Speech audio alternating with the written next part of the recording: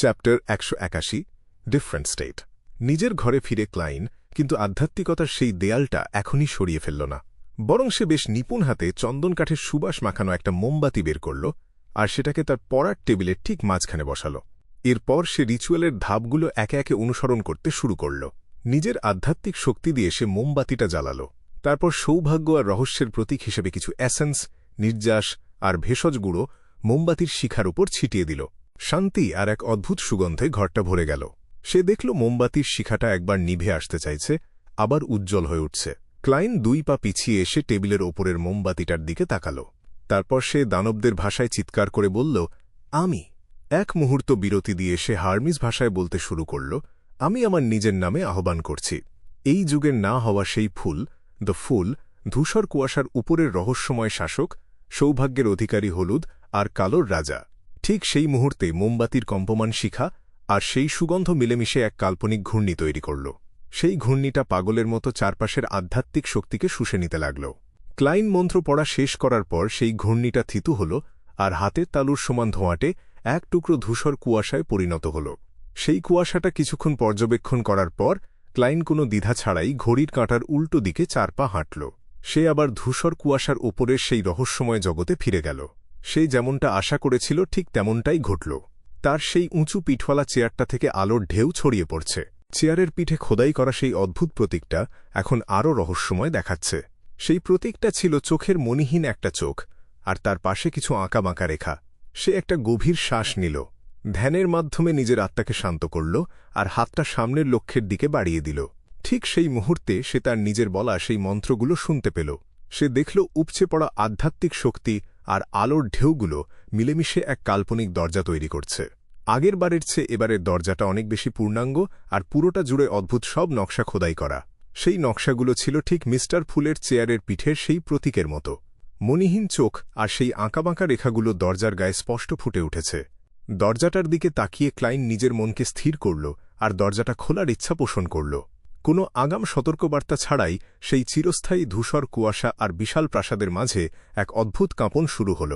শান্ত পুকুরে পাথর ছুড়লে যেমন ঢেউ খেলে যায়, ঠিক তেমন এক ঢেউ সেই আহ্বানের দরজার দিকে এগিয়ে গেল। হঠাৎ করেই ভারী কিছু ঘষার শব্দ শোনা গেল। সেই রহস্যময় দরজার মাঝখানে একটা সরু ফাঁক তৈরি হল। সেই ফাঁকের ওপাশে আবছাভাবে এক ঘুটঘুটে অন্ধকার জগৎ দেখা যাচ্ছিল।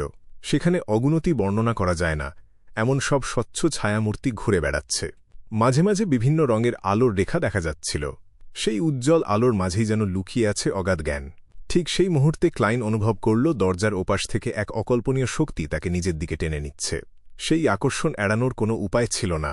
সে না চাইলেও সেই দরজার দিকে খিঁচলে যেতে লাগল। ধুর ছাই, তোমরা কি আমাকে কোনো পছন্দ করার সুযোগই দেবে না? ঠিক যখন তার মনে এই ভয়ের চিন্তাটা আসল, তখনই তার শরীর সেই দরজার ফাঁক দিয়ে ঢুকে গেল আর অন্ধকারের মাঝে হারিয়ে গেল।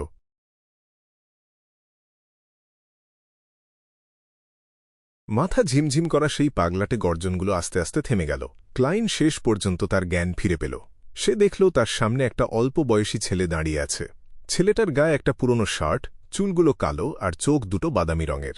চেহারার গড়ন একদম সাধারণ। শরীরটা বেশ রোগা হলেও তার কাঠামোর ভেতর যেন এক বিশাল শক্তি লুকিয়ে আছে। তাছাড়া ছেলেটার চোখে মুখে একজন পণ্ডিত বা গবেষকের ছাপ স্পষ্ট। এটা কি আমি না? ক্লাইন এই দৃশ্যের সাথে মোটেই অপরিচিত নয়। প্রতিবার আয়নার দিকে তাকালে সে নিজেকে এমনই দেখে। সে হালকা করে মাথা নাড়াল আর নিজের চারপাশটা খুঁটিয়ে দেখল। সে দেখল তার বিছানাটা, যার ওপর একটা সাদা চাদর পাতা আছে। কাপড় রাখার র্যাকে তার হ্যাট, টক্সেডো আর কালো রঙের কোটটা ঝুলছে। একপাশে বইয়ের আলমারিতে বেশ অনেকগুলো বই সাজানো। তার গোছানো টেবিলটার ওপর এখন মোটে একটা মোমবাতি জ্বলছে।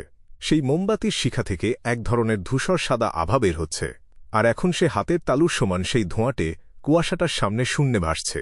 তাহলে আমি কি সত্যিই নিজেকে নিজে আহ্বান করেছি? এটা কিছুটা শরীর থেকে আত্মা বেরিয়ে যাওয়ার মতো অভিজ্ঞতা মনে হচ্ছে। তবে এখানে আরও কিছু একটা আছে যা একটু আলাদা। ক্লাইন তার নিজের রক্তমাংসের শরীরের দিকে তাকাল। সেই শরীরটার চোখ দুটো এখন একদম ফাঁকা আর স্থির হয়ে আছে। দৃশ্যটা দেখে সে গভীর চিন্তায় মগ্ন হল। তবে সে একটা ব্যাপার নিশ্চিত হতে পারল, কুয়াশার জগতে তার শুধুমাত্র আধ্যাত্মিক আত্মাটাই গিয়েছিল।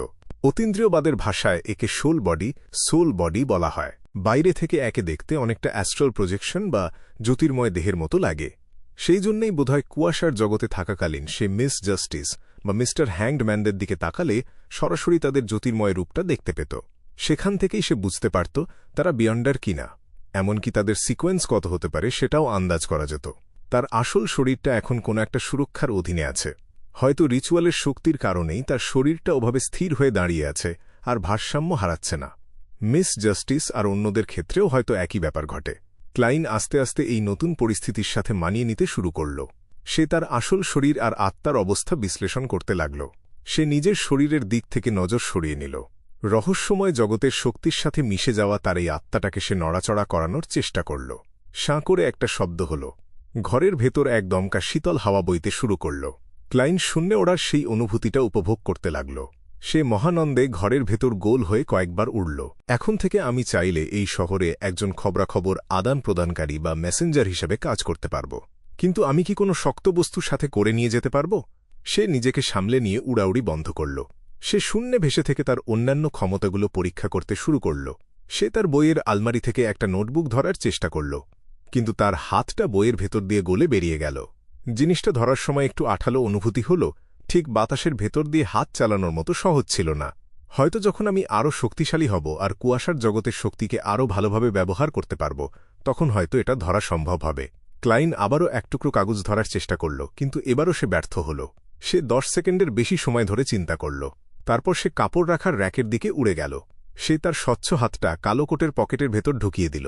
সে সেখানে রাখা স্ল্যাম্বার চার্মস আর রিকুয়েম চার্ম স্পর্শ করার চেষ্টা করল।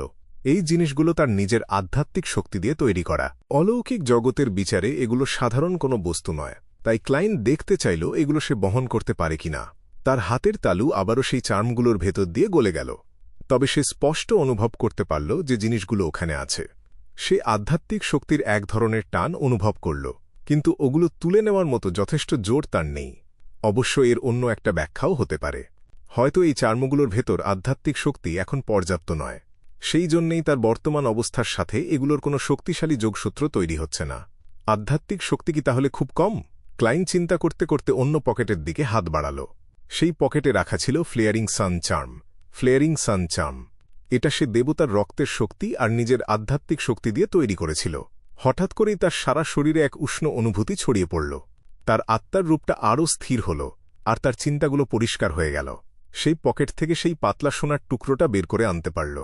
ঘরের আয়নায় দেখা গেল একটা সোনার পাত পকেট থেকে নিজে নিজেই বেরিয়ে আসছে, ঠিক যেমনটা ভূতের গল্পে শোনা যায়। আমি ফ্লেয়ারিং সান চার্ম নাড়াচাড়া করতে পারছি, এমনকি আধ্যাত্মিক শক্তি দিয়ে শব্দও তৈরি করতে পারছি। তার মানে এই অবস্থায় আমার কিছু ক্ষমতা আছে।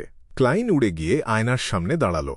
সে দেখল আয়নায় শুধু সেই পাতলা সোনার টুকরোটার প্রতিফলন দেখা যাচ্ছে। বাকি সবকিছুই অন্ধকার, কারণ জানালার পর্দা টানা আছে। কয়েক সেকেন্ড ভাবার পর সে ফ্লেয়ারিং সান চার্মটা বিছানার ওপর রাখল। সে এবার দেখতে চাইল সে আয়নার ভেতর দিয়ে যাতায়াত করতে পারে কিনা। হঠাৎ তার চোখের সামনে সব অন্ধকার হয়ে গেল। ক্লাইনের দেখার ভঙ্গিটা হুট করে বদলে গেল। সে আয়নার ভেতর থেকে তার ঘরটাকে দেখতে পাচ্ছে। অল্প আলোতে ঘরের আসবাবপত্রগুলো অদ্ভুত দেখাচ্ছে। তার মনে হল সে ঘরের কোনো এক গোপন কোণে লুকিয়ে থেকে ঘরটার একটা ছোট অংশ উঁকি দিয়ে দেখছে। আমি সত্যি আয়নার ভেতর দিয়ে যাতায়াত করতে পারছি, কিন্তু এটা তো একটা সাধারণ আয়না মাত্র, এর ওপাশে কোনো রহস্যময় বা অদ্ভুত জগৎ নেই। ক্লাইন মাথা নেড়ে সায় দিল আর সামনের দিকে একটা ধাক্কা দিয়ে নিজের ঘরে ফিরে আসল। ফ্লেয়ারিং সান চার্মটা সরাতে পারার সাফল্য তাকে অনেক আত্মবিশ্বাস জোগাল, তাই সে এবার অন্য কিছু ধরার চেষ্টা করল। মিস্টার আজিকের তামার মাসি। সেই প্রাচীন আর কারুকার্য করা জিনিসটা স্পর্শ করার সাথে সাথেই সে অনুভব করল তার আধ্যাত্মিক শক্তি যেন হু হু করে বাড়ছে। তার কাল্পনিক চোখ দুটো কালো জ্বলন্ত শিখার মতো হয়ে উঠল। মনে হচ্ছে আমি আগের চেয়ে কিছুটা বেশি শক্তিশালী হয়েছি। আমার এখনকার রূপটা অনেকটা প্রেতাত্মার মতো হয়েছে, তবে কোনো প্রতিহিংসার ভাব নেই। ক্লাইন নিজের মনকে শান্ত করে তার বর্তমান চেহারাটা কল্পনা করার চেষ্টা করল। এটা একজন ক্লাউন বা শংয়ের অন্যতম একটা ক্ষমতা। মিস্টার আজিকের তামার বাঁশিটা সত্যিই চমৎকার। সে মাথা নেড়ে সায় দিল আর খেয়াল করল সে এখন কাগজ বা ছোটখাটো ওজনের বস্তু তুলতে পারছে। সে স্ল্যাম্বার চার্মগুলোও এখন অনায়াসে হাতে নিতে পারল। দুর্ভাগ্যের বিষয় হল আমি রূপার সেই রিচুয়াল ছুরিটা নিতে পারলেও রিভলভারটা অনেক বেশি ভারী। ক্লাইন তার পরীক্ষা নিরীক্ষা শেষ করল। এবার সে দেখতে চাইল এই অবস্থায় কোনো জাদু বা মন্ত্র ব্যবহার করা যায় কি না। গভীরভাবে পরীক্ষার পর সে বুঝতে পারল সে এখন দুটো জাদু ব্যবহার করতে পারবে। প্রথমটা হলো এক ধরনের অশরীরী চিৎকার যা শত্রুর আত্মাকে কাঁপিয়ে দেবে, আর দ্বিতীয়টা হলো স্পর্শের মাধ্যমে কাউকে বরফের মতো জমিয়ে দেওয়া। ক্লাইন বেশ সন্তুষ্ট হল। সে জানালার দিকে তাকালো, যেখানকার পর্দা দিয়ে বাইরের সূর্যের আলো ঢাকা পড়ে আছে। আমি কি এই অবস্থায় দিনের বেলা বাইরে ঘুরতে পারব? সে বিড়বিড় করে বলতে বলতে জানালার দিকে ভেসে গেল। সে সাবধানে পর্দার এক পাশ একটু সরাল। এতে সামান্য সূর্যের আলো আধ্যাত্মিক দেয়াল ভেদ করে ঘরের ভেতর ঢুকল। সেই উজ্জ্বল রোদের নিচে ক্লাইন অনুভব করল তার আত্মাটা যেন কালো ধোঁয়ার মতো টকবক করে ফুটছে। তার শক্তিগুলো একটু একটু করে হারিয়ে যেতে লাগল। সে চট করে পর্দাটা ছেড়ে দিল, যাতে আলো ঘরে না ঢুকতে পারে। এভাবে সম্ভব না, ক্লাইন কিছুক্ষণ ভাবল। তারপর তার নজর গেল বিছানায় পড়ে থাকা ফ্লেয়ারিং সান চার্মটার দিকে। শাশ্বত প্রজ্জ্বলিত সূর্যের সেই পবিত্র রক্তের শক্তি দিয়ে কি কাজ হবে? সে বিছানার দিকে উড়ে গেল আর সেই পাতলা সোনার টুকরোটা ধরার চেষ্টা করল। কিন্তু যেই মুহূর্তে সে ওটা স্পর্শ করল, সেই পবিত্র উষ্ণতা আর তার নিজের শীতল আধ্যাত্মিক শক্তির মাঝে এক সংঘাত তৈরি হল। মনে হল যেন আগুন আর জলের যুদ্ধ চলছে। চিড়বিড় করে একটা শব্দ হল। সে যেন ছ্যাঁকা খেল আর সোনার টুকরোটা দূরে সরিয়ে দিল। মিস্টার আজিকের তামার বাঁশি আর ফ্লেয়ারিং সান চার্মের শক্তি একসাথে আমার আত্মার ভেতর থাকতে পারবে না। ক্লাইন বুঝতে পারল, আর তাই সে তামার বাঁশিটা নামিয়ে রাখল। সাথে সাথে সে অনুভব করল তার আধ্যাত্মিক শক্তি সংকুচিত হয়ে আসছে। তার চোখের সেই কালো আগুনটাও নিভে গেল। এই অবস্থায় আমার জাদুর শক্তিগুলো অনেক কমে গেছে। আরও কিছুক্ষণ পরীক্ষা করার পর ক্লাইন ফ্লেয়ারিং সান চার্মটা আবার হাতে নিল। সে অনুভব করল চার্মটা তার এই আত্মার অবস্থাকে অনেক বেশি শান্ত আর পবিত্র রাখছে। সে আবার জানালার কাছে ফিরে গেল আর পর্দার ওপাশে গিয়ে দাঁড়াল। এবারে রোদটা তার শরীরে শুধু উষ্ণ অনুভূতি দিল, কোনো ক্ষতি করল না। দারুণ তো! ক্লাইন এক অদ্ভুত হাসি দিল। সে আধ্যাত্মিকতার সেই দেয়াল পার হয়ে সাবধানে ঘরের বাইরে উড়ে গেল। আরও কিছু পরীক্ষা করার উদ্দেশ্যে সে এখন বাইরে যেতে প্রস্তুত।